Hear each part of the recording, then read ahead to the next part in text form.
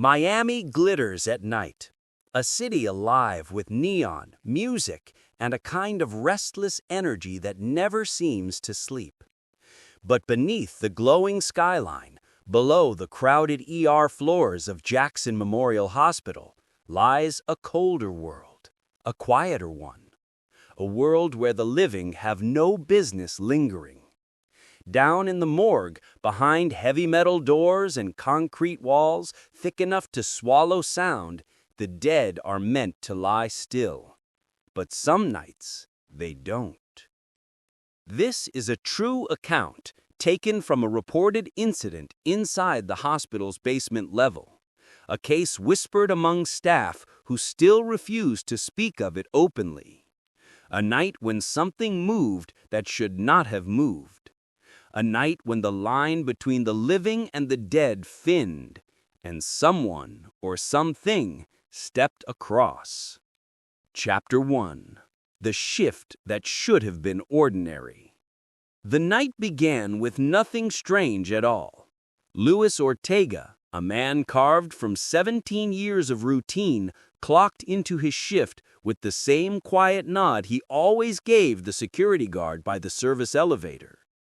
Beside him walked a newer face, Janelle Brooks, fresh out of training and still adjusting to the morgue's heavy silence.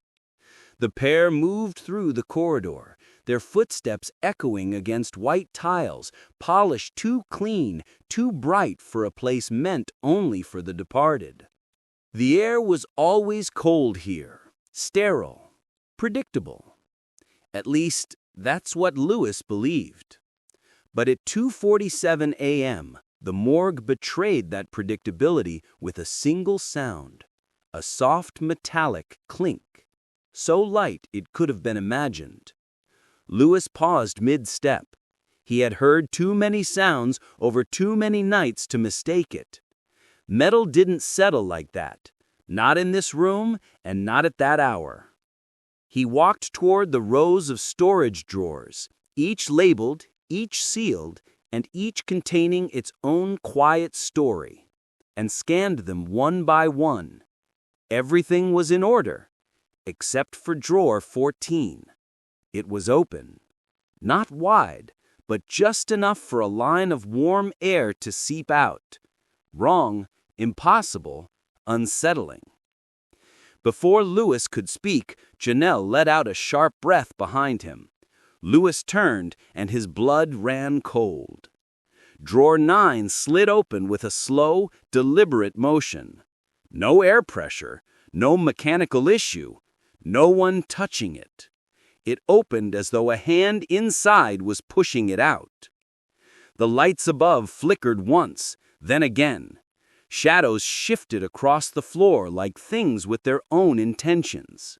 And for a split second, the length of a heartbeat, both attendants saw a tall figure standing at the far end of the hallway. Still, silent, watching. Then the lights steadied, and the figure vanished.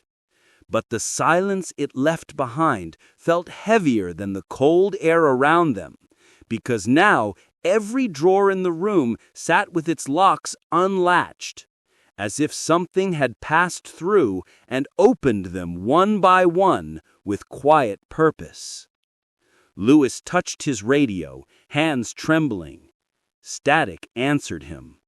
The morgue felt different now, warmer, but not in a comforting way, more like a breath on the back of the neck, a presence moving unseen. Janelle shivered, her voice small, almost swallowed by the air around them. "It walked past me," she whispered. "Something walked right past me." The autopsy room door creaked open. Neither of them had touched it. Inside, the stainless steel tools rattled on their trays, vibrating as if reacting to footsteps they could not see. The overhead lamp swayed gently, casting restless shadows across the counters. Luis whispered a prayer. The temperature plunged. Their breath fogged instantly, drifting like pale smoke into the cold air. On the metal counter, fingerprints began to appear. One, then another, dragging across the surface as though an invisible hand was exploring its way across the room.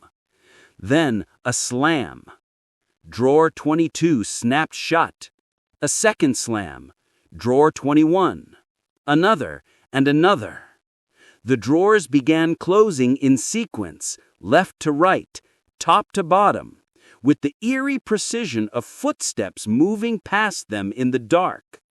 It was not random. It was not mechanical. Something was walking. The moment the final drawer closed, Louis grabbed Janelle's arm and they ran.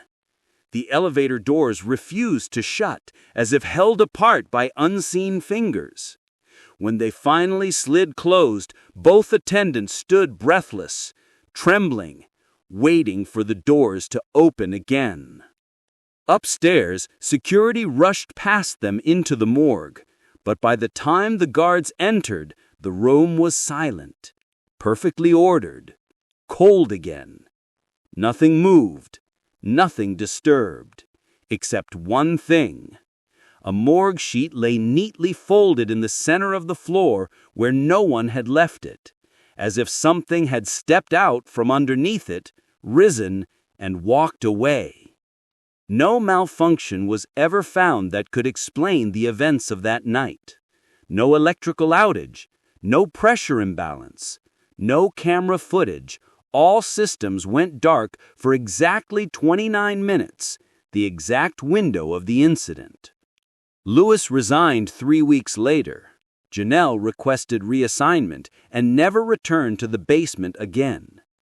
Their written statement was short, just one line. We know what we saw, and whatever was in that morgue wasn't resting. And so the file sits, unspoken, unacknowledged, hidden in the folds of Miami's long and haunted history. A reminder that in some places, the dead do not sleep. They wait.